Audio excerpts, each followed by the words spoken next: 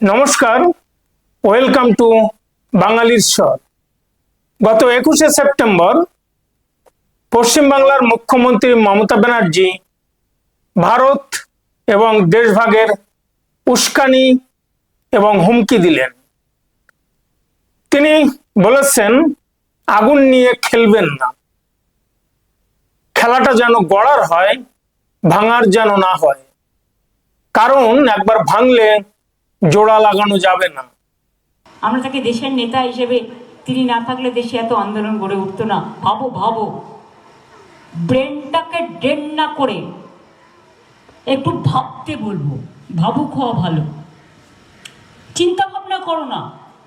সর্দার বল্লভভাই প্যাটেলকে আমরা তো সম্মান করি, আমরা রাজেন্দ্র প্রসাদকে সম্মান করি, আমরা গান্ধীজিকে করি, নেতাজিকে করি, আম্বেদকরকে করি, বিরসা মুন্ডাকে করি। তোমরা কেন রবীন্দ্রনাথকে সম্মান করবে না? তোমরা কেন নেতাজিকে করবে না? তোমরা কেন রবীন্দ্র নজরুলকে করবে না? দেশ স্বাধীন করেছিল কারা? বাংলা। নবজাগরণ করেছিল কারা? বাংলা। বাংলা না থাকলে দেশটাই স্বাধীন হতো না। কাজেই মনে রাখবে, আগুন নিয়ে খেলতে গেলে আগুনটা কিন্তু নিজের গায়েও লাগতে পারে। আর দেশ যদি একবার ভাগ হয়ে যায় তাহলে কিন্তু আর ঐক্যবদ্ধ করা যাবে না। কাজেই এটা যেন ভাঙার খেলা না হয়, গড়ার খেলা হয়। এটাই প্রথম নয়, মমতা ব্যানার্জি এই আগুন নিয়ে খেলার কথা হুমকি উস্কানি বহুবার দিয়েছেন। আজ থেকে 8 বছর আগে তিনি প্রথম এই আগুন নিয়ে খেলা না করার আহ্বান জানিয়েছিলেন। ইভেন গত বছর আরজিকর ঘটনার পরে যখন নবান্ন অভিযান হয়েছিল তখন তিনি বলেছেন, বাংলাতে আগুন জ্বালাতে আসলে নর্থ ইস্ট আসামে আগুন জ্বলবে, বিহার, উড়িষ্যা, ঝাড়খণ্ড, ইউপিতে আগুন জ্বলবে, দিল্লিতে আগুন জ্বলবে এবং দিল্লিতে আগুন জ্বালিয়ে দিবেন। তিনি এই আগুন কথাটা বলতে বারবার পছন্দ করেন। এই আগুন বিষয়ক কথাবার্তা তার বড্ড পছন্দ। বারবারই তার এই দেশ ভাঙা, দেশ গড়া, আগুন নিয়ে খেলা করার কথা বারবারই ঘুরে ফিরেই আসছে, কারণ তিনি পশ্চিমবাংলার অগ্নিকন্যা। কিন্তু বাস্তব কথা কি বলে, গত 15 বছরে পশ্চিমবাংলাতে যে আগুন তিনি জ্বালিয়েছেন, সেই আগুনে পশ্চিমবাংলা এখন জ্বলছে, পুড়ে মরছে। শুধুমাত্র একদিনের বৃষ্টিতে 11 জন মানুষ খুন হয়ে গেল, বিদ্যুৎ স্পৃষ্ট হয়ে, খোলা তারে শরীরের টাচে এসে মানুষগুলি মারা গেল, নিথর হয়ে দেহগুলি পড়ে রইল। তিনি গড়ার উপদেশ দিয়েছেন। পশ্চিমবাংলাতে আসলে তিনি কি গড়েছেন, কি গড়তে চেয়েছেন? তিনি শিল্পবাদে আর সবকিছু গড়েছেন। সেই চপ শিল্প, ঢপ শিল্প, পরিযায়ী শ্রমিক, বোমা শিল্প, খুন, রাজধানী, ধর্ষণ, চাকরি চুরি, কয়লা খাদান, বালি খাদান, কমিশন শিল্প, তিনি বাদ রেখেছেন কি? আজকে তিনি দেশভাগের উস্কানি দিচ্ছেন, দেশভাগ করার ধমকানি দিচ্ছেন। তিনি একবার করে দেখুন না, আগুন জ্বালিয়ে দেখুন না, দেশ স্বাধীন করার, পশ্চিমবাংলা পৃথক করার আন্দোলন শুরু করুন না। আমি অ্যাটলিস্ট এদেশের সিটিজেন হিসেবে দেখতে চাই কজন মানুষ আপনার পিছনে খাড়া হয়, কাদের নিয়ে আপনি পশ্চিমবাংলা স্বাধীন করতে চান, ভারত থেকে ভাগ করতে চান। ওই ফিরহাদ হাকিম, সিদ্দিকুল্লাহ চৌধুরী, হুমায়ুন কবির, এদের নিয়ে দেশ স্বাধীন করবেন, পশ্চিমবাংলা স্বাধীন করবেন, নাকি ওই অনুপ্রবেশকারী বাংলাদেশ থেকে যারা এসছে, যাদেরকে অবৈধ ভোটার কার্ড দেওয়া হয়েছে, যারা ক্রস বর্ডার দিয়ে এদেশে ঢুকেছে, এ দেশটাকে ধ্বংস করতে চায়, তাদের নিয়ে আন্দোলন করবেন, তাদের নিয়ে পশ্চিমবাংলাকে পৃথক করবেন? করুন না। ওরা কেউই সেই মীর মদনার মোহনলাল নয়। ওরা সবগুলি হলো কাপুরুষ, ওরা এসেছে আপনাকে উৎখাত করতে। এরা সবাই মির্জাফর, রায়দুর্লভ, জগৎ শেঠ, ইয়ার লতিফ, উমিচাঁদ। এরা গোপাল পাঠার কাছে সাইজ হয়ে যাবে। ওরা শুধু আপনাকে উৎখাত করতে এসেছে। আপনি কাদের নিয়ে পশ্চিমবাংলাকে পৃথক করতে চান ভারত থেকে? ওই আনসারুল্লাহ বাংলা টিমের চিফ, যিনি আহ্বান করেছিল পশ্চিমবাংলাকে স্বাধীন করার জন্য মমতা ব্যানার্জির কাছে, তাদের নিয়ে আপনি পৃথক হতে চাইছেন। সেই জসিমউদ্দিন রেহমানিদের সাথে ডক্টর মোহাম্মদ ইউনূস যে সমস্ত সন্ত্রাসীদের জেল থেকে মুক্ত করেছে, তাদের শক্তিতে আপনি পশ্চিমবাংলাকে স্বাধীন করতে চেয়েছেন।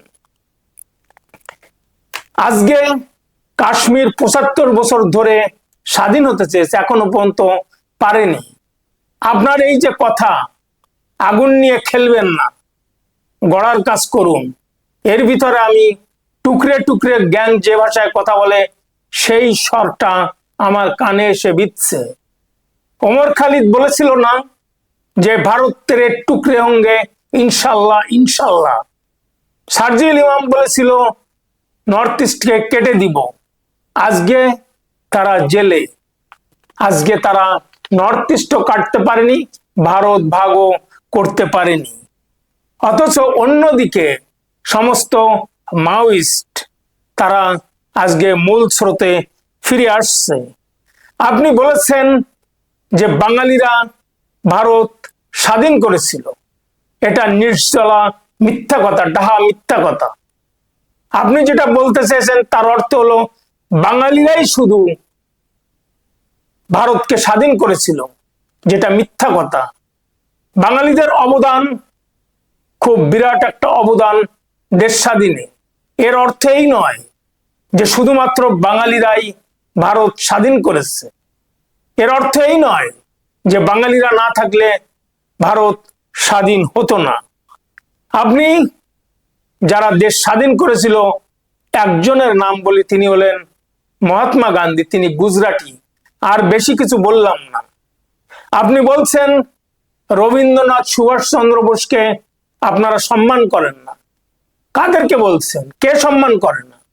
ভারতের প্রতিটি কোনায় কোনায় যারা বাস করে তারা রবীন্দ্রনাথ এবং সুভাষচন্দ্র বোসকে সম্মান করে। যতটা অসম্মান পশ্চিম বাংলাতে তারা পেয়েছে, এর থেকে বেশি অসম্মান আর কেউ করেনি। নেতাজিকে কারা বলেছিল তোজর কুকুর? রবীন্দ্রনাথকে কারা বলেছিল বুর্জুয়া কবি? কারা বলেছে তার নোবেল পুরস্কার চুরি করেছে? কারা বলেছে তার বইপত্র তুলে দেওয়া উচিত সেকুলার কান্ট্রিতে, কারণ তিনি মুসলমানদের সম্পর্কে কিছু লেখেননি? কারা যারা স্বাধীনতা আন্দোলন করেছিল তাদেরকে টেররিস্ট বলেছে এই পশ্চিম বাংলাতে? ক্ষুদিরাম, প্রফুল্ল চাকি, এদেরকে বলা হয়েছে টেররিস্ট। আপনি সুভাষচন্দ্র বোস এবং রবীন্দ্রনাথকে যে সম্মান করা হয় সেটা দিল্লিতে গেলে বোঝা যায়। এখনো জনগণ মন অধিনায়ক ও জাতীয় সঙ্গীত ভারতের, সেটা অটুট রয়েছে, টিকে রয়েছে। পৃথিবীতে সারা মানুষ রবীন্দ্রনাথ ঠাকুরের সম্মান করে। কই, আপনি তো কখনো সুভাষচন্দ্র বোস ইউরোপের কোন জেলে মারা গিয়েছিল সেটা তো খোঁজ নেননি। আপনি তো বলছেন কাজী নজরুল ইসলামকে সম্মান করে না। এতই যদি কাজী নজরুল ইসলামের প্রতি আপনার প্রীতি জেগে ওঠে, তাহলে কেন কবরটা বাংলাদেশ থেকে কুড়ে এনে আসানসোলের চুরুলিয়া গ্রামে বসাচ্ছেন না? কই, সেটা তো পারবেন না। একবারও তো প্রশ্ন করেননি যে সুভাষচন্দ্র বোস যে বিমান ক্রাশে ধ্বংসপ্রাপ্ত হয়েছিল, মারা গিয়েছিল, সেটা সত্যতা কোথায়? নাকি আপনার ইন্ডিজোটের সদস্য তারাই তাকে হিটলারের সঙ্গে হ্যান্ডশেক করার জন্য ইউরোপিয়ান জেলে মারা হয়েছে? কোনোদিন তো খোঁজ নেননি। আজকে আপনি কাদের সম্মান করতে বলছেন? কাদেরকে সম্মান? ওই অনুপ্রবেশকারীদের সম্মান করতে হবে, যারা ওপার থেকে এসে খাদ্যের নেশায়, ক্ষুধায় এদেশে এসে ঢুকে পড়ে অবৈধভাবে ভোটার কার্ড, আধার কার্ড তৈরি করে আপনি তাদেরকে ভোট ব্যাংক হিসেবে ব্যবহার করছেন। আর তারা এদেশের নাগরিক সেজে আজকে দেশটার ক্ষতি করছে। এই দেশটাকে ইসলামিক রাষ্ট্রে পরিণত করতে চাইছে। আপনি এদেরকে সম্মান করতে বলছেন না, এদেরকে সম্মান করা যাবে না, কখনোই সেটা সম্ভব নয়। একজন সত্যিকার মানুষ যে দেশকে ভালোবাসে, ভারতকে ভালোবাসে, তারা কখনোই এদেরকে সম্মান করতে বলবে না। কারণ আজকে যদি ক্ষুদিরাম, বিনয়, দীনেশ, বাদল, মাস্টারদা, সূর্য সেন বেঁচে থাকতো, আজকে তারা নেই। আজকে আপনি ফিরহাদ হাকিম, সিদ্দিকুল্লাহ চৌধুরীদের নিয়ে আপনি স্বাধীনতা আন্দোলন করতে চাচ্ছেন, পশ্চিমবাংলায় পৃথক করতে চাচ্ছেন। আজকে এরা যদি বেঁচে থাকতো তাহলে এই অনুপ্রবেশকারী ঢুকতো না, বহু আগেই এই অনুপ্রবেশকারীদের খতম করে দিত, অ্যাটলিস্ট অন্তত বর্ডারটা সিল করতে বলতো। কিন্তু আজকে তারা নেই বিধায় আজকে তারা একের পর এক ঢুকছে। করুন না একবার স্বাধীনতা আন্দোলন, পশ্চিমবাংলাকে পৃথক করে দেখুন না কতটা শক্তি কার আছে, সেনা কতটা শক্তিশালী, কিংবা এই যাদেরকে নিয়ে আপনি দেশ ভারত ভাগ করতে চেয়েছেন, পশ্চিমবাংলাকে পৃথক করতে চেয়েছেন, দেখা যাক কাদের শক্তি বেশি। আপনি বলেন যে সর্দার প্যাটেল কিংবা রাজেন্দ্র প্রসাদকে সম্মান করেন। সম্মান কে করতে বলেছে আপনাকে? আপনি সম্মান না করলে, কোন বাঙালি যদি নন বাঙালিদের সম্মান না করে, তাতে নন বাঙালিদের কিচ্ছু যায় আসে না। দেশ দশের 4 আনা পয়সার ক্ষতিও কিংবা লাভও হয় না। আপনার সম্মান করতে হবে না, কিন্তু এর অর্থ এই নয় যে নন বাঙালিরা কিংবা দিল্লিতে যারা বসে আছে কিংবা পশ্চিম বাংলার ভদ্র সজ্জন মানুষগুলি ওই অনুপ্রবেশকারীদের সম্মান করবে। সেটা সম্ভব নয়, এটা সম্ভব নয়। আপনি পশ্চিম বাংলাকে পৃথক করতে চেয়েছেন, পৃথক করে আপনি টিকে থাকতে পারবেন তো? নাকি বাংলাদেশ থেকে যেভাবে হিন্দুরা বিতাড়িত হয়ে আসছে ঠিক একইভাবে আবার বিতাড়নের ব্যবস্থা করতে যাচ্ছেন? যাদেরকে নিয়ে আপনি আন্দোলন করতে চাইছেন এরা গোপাল পাঠার কাছে সাইজ হয়ে যাবে। আপনি আজকে 75 বছর ধরে যাদের পিছনে, এই কাশ্মীরি বিচ্ছিন্নতাবাদীর পিছনে যারা ছিল, সেই স্নেক সিং গঙ্গা, অরুন্ধতী রায় চৌধুরী, তারপরে আরবান নকশাল, পৃথিবীর 57টি মুসলিম কান্ট্রি, ইউরোপ আমেরিকার অনেক কান্ট্রি, তারা কাশ্মীরকে স্বাধীন করতে পারেনি, তারা ব্যর্থ হয়েছে, তাদের শক্তি শৃঙ্খ হয়ে এসছে। কিন্তু আপনি আজকে পশ্চিম বাংলাকে স্বাধীন করা, পৃথক করার হুমকি দিচ্ছেন। আমার তো মনে হচ্ছে আপনার শক্তি অনেক বেশি। কোথা থেকে আপনি এই শক্তি পাচ্ছেন? বাইরে থেকে কি কোনো শক্তি ইশারা দিচ্ছে আপনাকে? পশ্চিম বাংলাতে কি তাহলে, আমার প্রশ্ন, জর্জ সোরস কোম্পানি কি ঢুকে গিয়েছে? আপনি থেমে থাকেননি। আপনি একথাও বলছেন ব্রেনকে ডেট করবেন না, আপনি অ্যাডভাইস করছেন। কাদেরকে বলছেন? ডেট তো আমার মনে হয় আপনার ব্রেনে ব্লক হয়ে যাচ্ছে ধীরে ধীরে, কারণ গ্লুকোজ হয়তোবা শর্ট হচ্ছে। অনুব্রতর যেরকম অক্সিজেন কম পড়তো, ঠিক একইভাবে আপনার মনে হয় গ্লুকোজ কম পড়ছে। এই তো সাম্প্রতিক কালে আপনার প্রিয় শিল্পী নচিকেতার সঙ্গে কথা বলার সময় অনেকটা খেতে বলেছেন, শরীরকে সুস্থ রাখতে বলেছেন। তিনি আবার ডায়েট করে দিতে চেয়েছিলেন আপনি, কিন্তু আপনি কি বাঙালি খাবার খাচ্ছেন? তিনি বলেছেন আমি ভাত রুটি প্রায় 20 বছর ধরে খাই না। তাহলে কি খাচ্ছেন? মুড়ি খেয়ে গ্লুকোজ শর্টেজ হয়ে যাচ্ছে আপনার। ব্রেনকে চাঙ্গা রাখুন, কিছু বাঙালি খাবার খান যাতে ব্রেন ব্লক হয়ে না যায়। আর আপনি যা বলছেন, পূজা মণ্ডপে দাঁড়িয়ে বাংলা ভাগের কথা বলছেন, এটা কি ধর্মে সইবে? আমার তো মনে হয় মা দুর্গা এটা মেনে নেবে না। মা দুর্গা এর প্রতিশোধ যদি নিতে চায়, অসুর বধ যেরকম করেছিল, আপনি কি সেটা সহ্য করতে পারবেন? এটা ঠিক হচ্ছে না। মমতা ব্যানার্জি, মাননীয় মুখ্যমন্ত্রী, আমি আপনার সুস্থতা কামনা করি। আপনি ভালো থাকুন, সুস্থ থাকুন, শরীরের প্রতি নজর রাখুন। দেখুন আবার এই মা দুর্গার আশীর্বাদে অকল্যাণ কিছু যেন না হয়।